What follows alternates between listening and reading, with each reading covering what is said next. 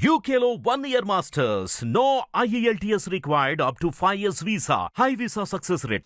Sir ఈరోజు AP cabinet meeting జరిగింది. AP cabinet మీటింగ్‌లో ఏదైతే పాత పాస్‌బుక్‌లు ఉన్నాయో పొలానికి సంబంధించి దాన్ని మార్చి మళ్ళీ కొత్త పాస్‌బుక్‌లు అనేది ఇవ్వడం జరుగుతుందని ఏపీ క్యాబినెట్‌లో చెప్పారు.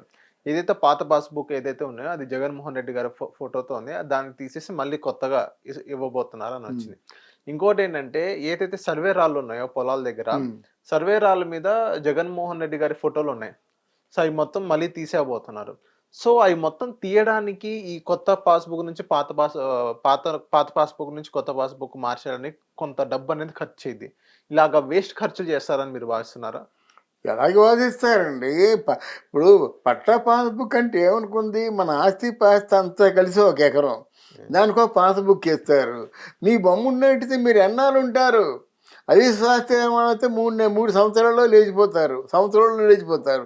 లేదంటే మొత్తం ఓ టర్మ్ ఉన్నట్టు 5 సంవత్సరాలు. What about that? ఒక ల్యాండ్ అనేది 5 సంవత్సరాలు ఉండిపోయేది కాదు. ఆ ల్యాండ్ అలా పడి ఉన్నట్టయితే మనకు అదే ఊపిరి.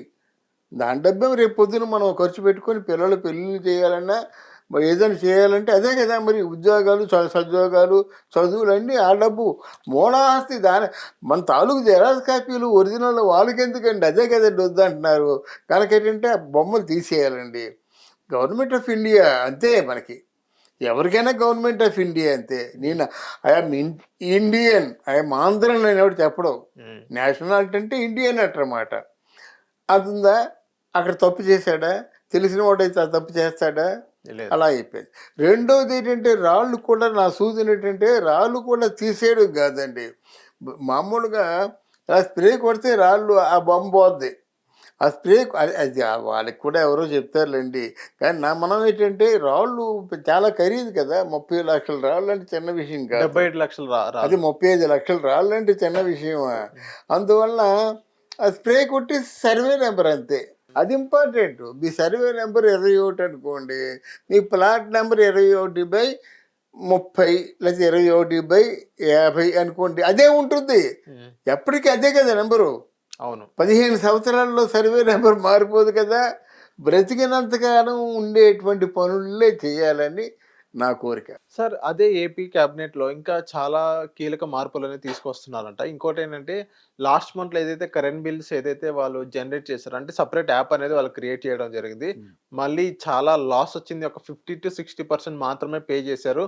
మళ్ళీ కరెంట్ బిల్స్ ఏదైతే ఉన్నాయో మళ్ళీ ఫోన్‌పే ద్వారా, యూపీఐ ద్వారా పే చేసే అవకాశాలు ఇచ్చారు. సో, ఇలాగా ఏపీ క్యాబినెట్‌లో కొన్ని కీలక మార్పులనేవి తీసుకొచ్చారు. అదే కీలక మార్పుల్లో గత 5 సంవత్సరాలు చేసుకున్న ఏదైతే కొన్ని తప్పు పనులు ఉన్నాయో మళ్ళీ ఇప్పుడు మార్చడం జరిగింది. ఈ మార్చే పద్ధతిలో గూడా చాలా కొన్ని కోట్ల రూపాయలు ఖర్చు పెడుతున్నారు. సో, ఇది ఎంతవరకు కరెక్ట్ అంటారు? కోట్ల రూపాయలు ఖర్చు పెట్టి మార్చేసేంత అవసరం ఇప్పుడు ఏముందంటారు? లేదండి. ఎందుకంటే ఈ వ్యవస్థలో మార్పు రావాలండి. గతంలో ఏం చేశారంటే వైఎస్ఆర్సీపీలో ఉన్న కార్యకర్తలు కానీ ఎవరైనా సరే వాళ్ళకు 2 కార్లు ఉంటాయి. వాళ్ళకు రోజుకో ₹1,00,000 ఆదాయం ఉంటుంది. వాళ్ళకి తెల్ల కార్డు ఎందుకండి? వింటున్నారా? 2 కార్లు, ఒక బిల్డింగు, ఏసీ గీసి ఉంటుంది. వాళ్ళకి తెల్ల కార్డు. అసలు ఏమీ లేని వాళ్ళకేమో ఎర్ర కార్డు. మరి తెల్ల కార్డులు ఉంటే అన్ని పథకాలు వర్తిస్తాయి. ఎర్ర కార్డు ఉంటే బియ్యం షుగరే ఇవ్వరు, తక్కువ ఇస్తారన్నమాట. అందువల్ల ఇంత అస్తవ్యస్తంగా ఉన్నటువంటి వ్యవస్థను మార్చవలసిన అవసరం తప్పకుండా ఉంటుందండి. అందుకే కదా రిక్రూట్ చేసుకుంటారన్నమాట.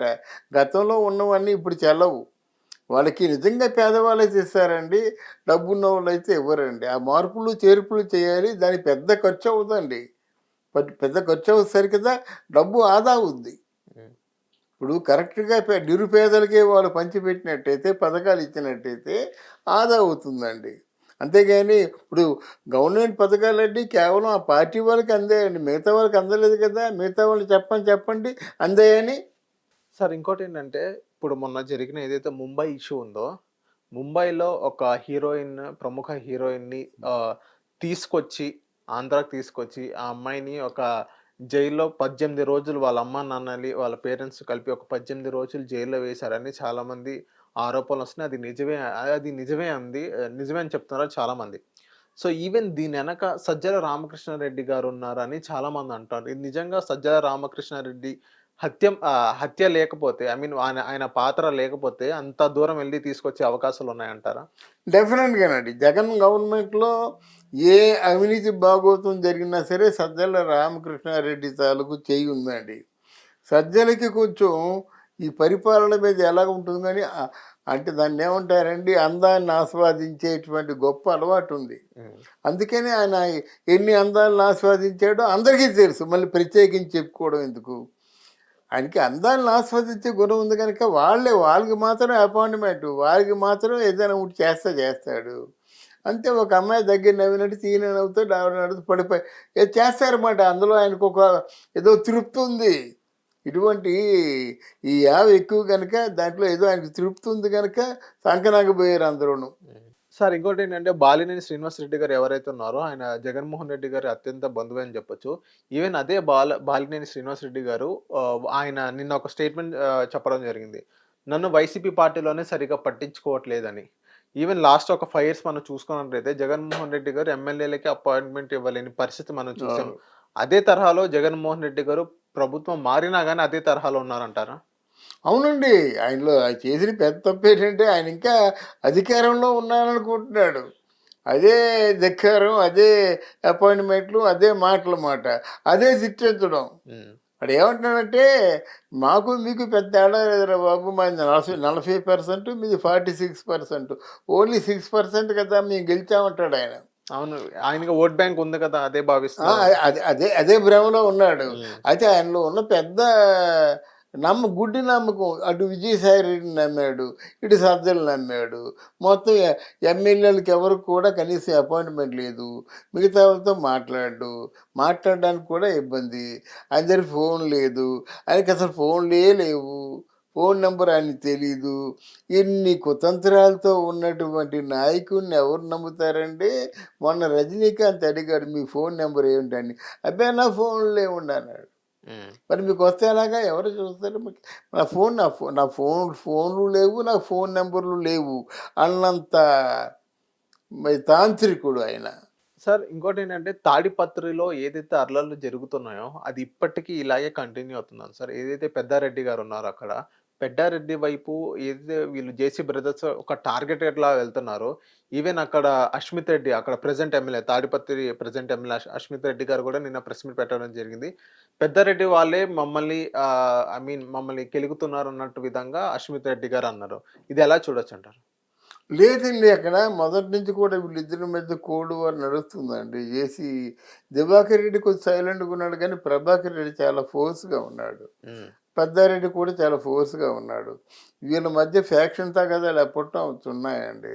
అయితే ఇప్పుడు పెద్దారెడ్డి ఏంటంటే వైసీపీ కనుక ఆయనకి ఏంటంటే భయం, ఈ ప్రభాకర్ రెడ్డి దివాకర్ రెడ్డి వాళ్ళు హత్యా ప్రయత్నాలు చేస్తారేమో, ఆ ఊర్లో ఉండడానికి వీల్లేదని కొందరు అనుకుంటుంటే ఇక్కడే ఉంటాను, ఈ గంట మీద ఉంటానని చెప్పేసి ఆయన పెద్దారెడ్డి అంటున్నాడు అనమాట. అసలు ముందు ఊర్లో రావడానికే కొంచెం ప్రాబ్లం అయింది.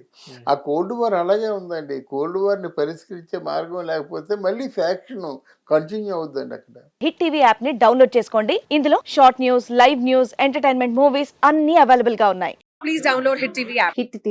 హిట్ టీవీ యాప్ని ఫ్రీగా డౌన్లోడ్ చేసుకోండి.